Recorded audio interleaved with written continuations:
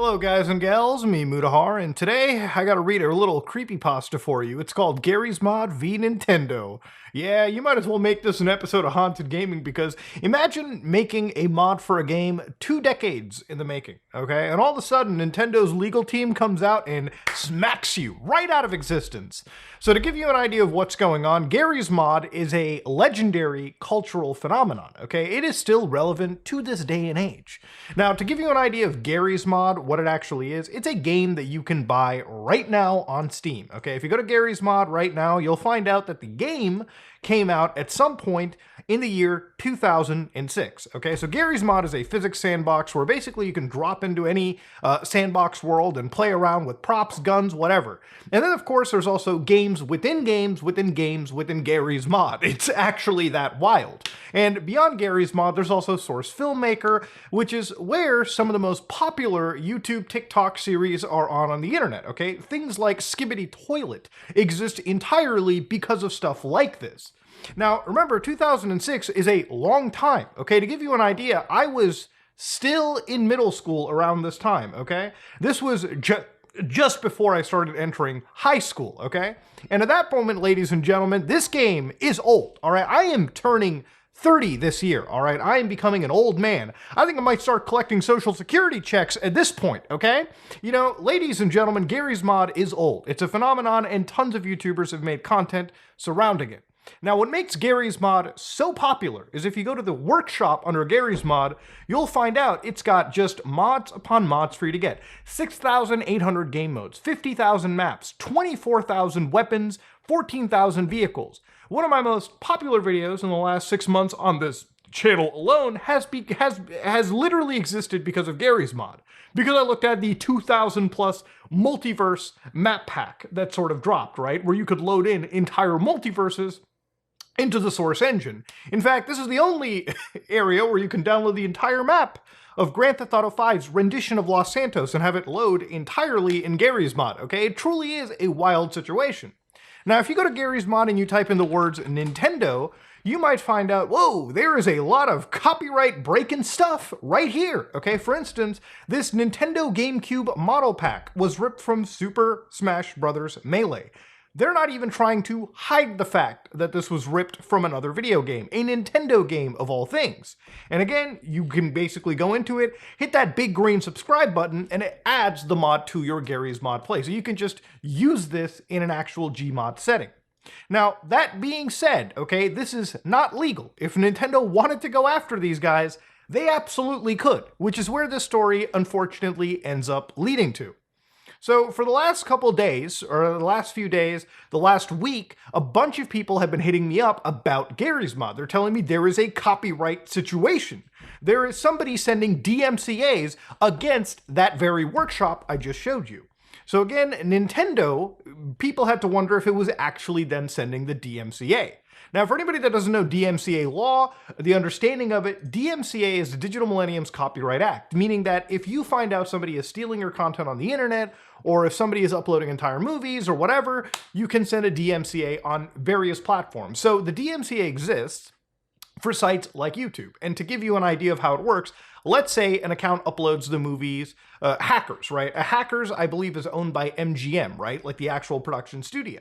So if you upload that movie in its entirety to YouTube, the actual production studio can file a DMCA claim. They fill out a form, it gets sent to YouTube. See, the thing is, YouTube and many other sites that allow user-generated content, like Garry's Mod, or in this case, Valve, which allows you to facilitate the distribution of said mods, literally will just exist there. They'll let you upload whatever you want, basically within reason.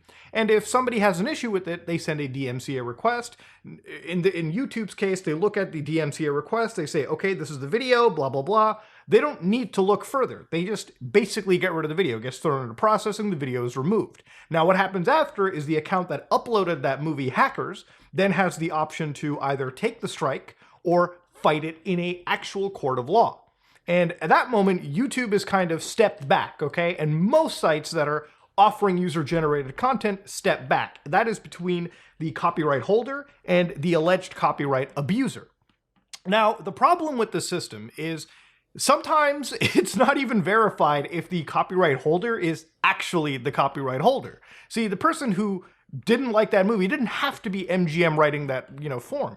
It could have been anybody. It could have been Tom, Dick, and Harry of some other country filing that on anybody's behalf, and because the DMCA exists in its current form, sites pretty much have to respond to it. Nobody's going to sit there and waste man-hours actually trying to assess if every party is completely legitimate. So at that moment in time, this is where a conspiracy started.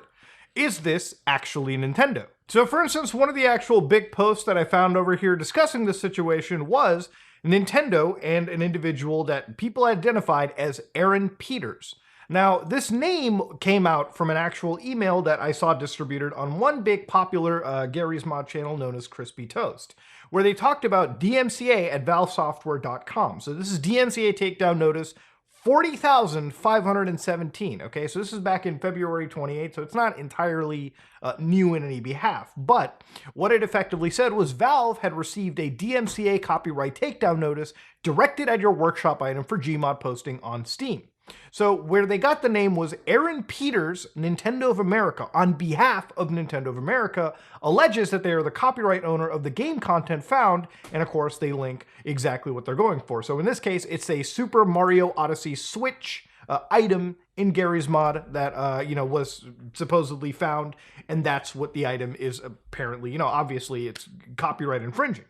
So this is the DMCA request, and of course they filled this form out, sent it over, and Valve was like, all right, fuck it, we'll remove it. Because all that effectively happens at this point is because Valve is distributing this stuff, what they're going to effectively say is, we got a DMCA copyright notice, we're gonna review the complaint, reach out to the person, and provide details on what the fuck is happening in the next steps. Now the problem with this conspiracy is obviously people who were looking into this referenced other situations of alleged copyright abusers. One of them apparently came from yours truly, all right? Where I called out somebody who had filed alleged false DMCA requests on behalf of Nintendo around the time Tears of the Kingdom was basically releasing, okay? People were emulating it, backing it up onto their systems. You get the whole story, okay? This wasn't new groundbreaking information.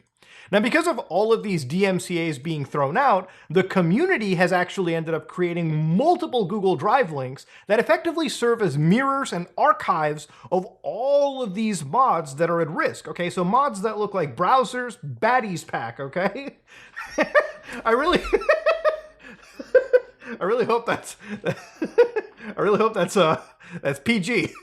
Then you've got GM New Donk City, so I assume that's like an entire map that you can download of New Donk City from Super Mario Odyssey, and of course a lot of these are Nintendo related mods, so straight up from Super Smash Bros. 4U, Super Smash Bros. Brawl, so on and so forth. And of course, it's not the only set of mods. A lot of these had to do with more recent entries like Super Mario Odyssey, okay? So again, Nintendo clearly doesn't take too kindly to their actual models from the games being ripped, allegedly, and then being thrown into another game.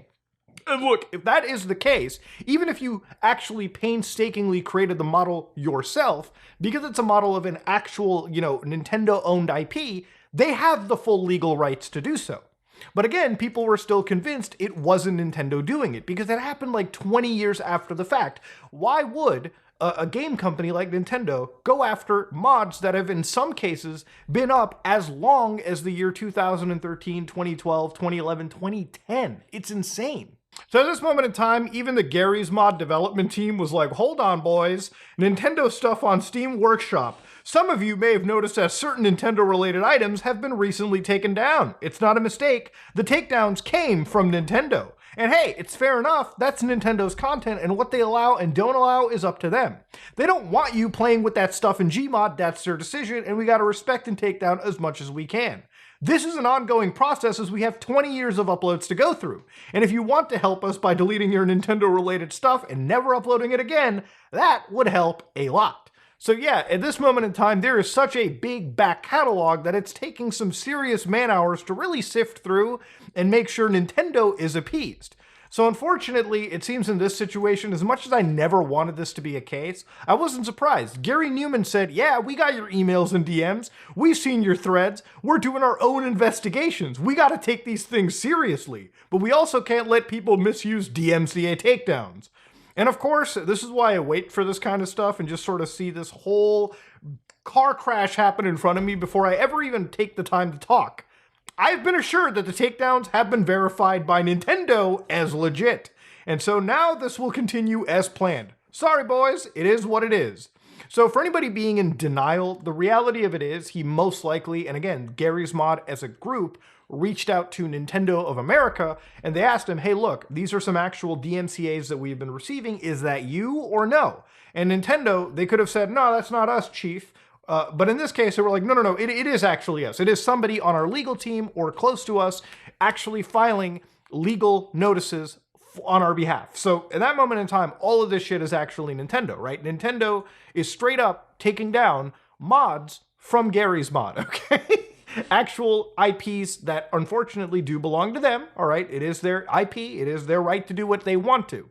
Now, this made me want to look a little bit into DMCA law because I couldn't genuinely believe that a company can be this petty in regard to content that has been uploaded that long ago, okay? So for instance, according to AU Legal, all right, au-llc.com, and trust me, I tried to make sure this wasn't necessarily the United States, for instance. Yeah, our attorneys at AU LLC take on intransigent and complex business, privacy, and IP matters throughout the United States. So I wanted to make sure that they weren't like Australian, because I don't want to read Australian law. I wanted to read American law, because that's where this law is about, okay? So for instance, I wanted to see if there is a statute of limitations for copyright infringement. So they said the statute of limitations is 3 years. And what happens necessarily is something known as the discovery rule. So the majority of courts follow the discovery rule regarding the statute of limitations for copyright infringement. The statute of limitations will start when someone discovers the copyright infringement. Alternatively, the clock will begin when the person should have reasonably discovered the copyright infringement if he or she had been diligent. The later example, is referred to as constructive notice. Suppose you just discovered that someone began infringing your copyright 4 years ago. Under the discovery rule, you could still have a copyright infringement claim. So to understand, this is kind of a little confusing for me. This could mean that a Nintendo lawyer, the moment they go on to Garry's Mod Workshop and go, oh my God, this isn't halal, and then they have 3 years to basically file however many, they can go Tommy gun with DMCA lawsuits on the entire store.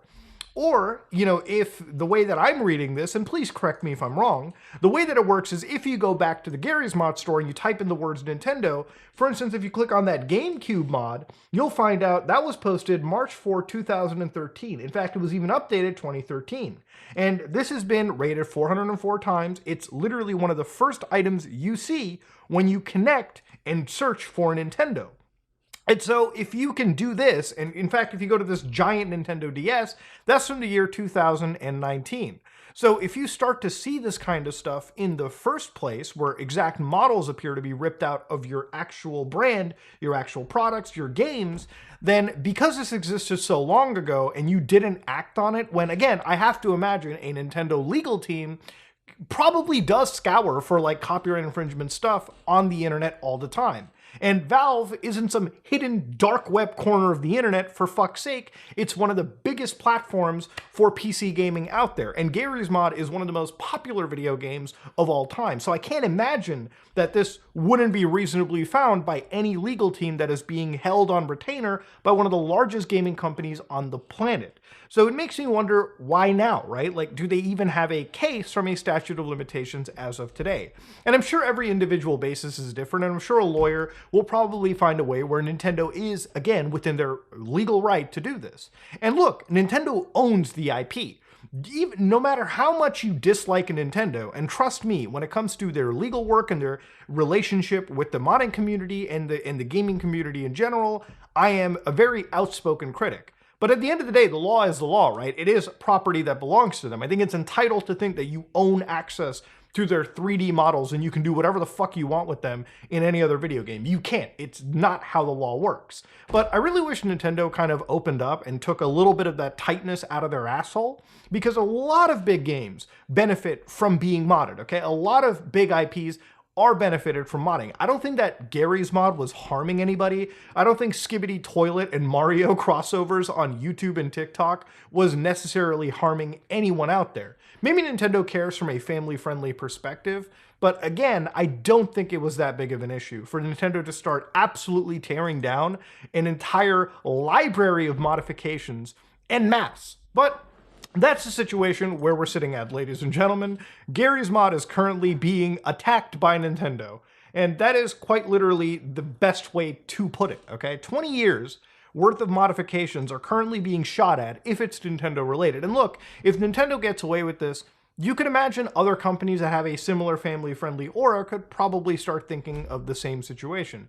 I don't know if Rockstar's interested enough to start going after GTA-related mods for Garry's mod. Highly doubt it, but it sets a precedent that if Nintendo is successful here, other third-party mod services might go into it. And you know what? To be fair, what happened with Garry's mod could easily start happening with, Nexus or any other mod, hosting service out there within the United States. The only way to counter Nintendo here is to literally operate in countries where the DMCA is not in their favor. So again, if these mods were uploaded to like a Russian distribution service, I'm sure at that moment Nintendo could probably not do a single thing to take down these mods. But because they exist in the United States, Valve is an American company, this is the way the world, unfortunately, works. But ladies and gentlemen, let me know what you think about this in the comment section below. This is me, Mutahar, and yeah, I am out.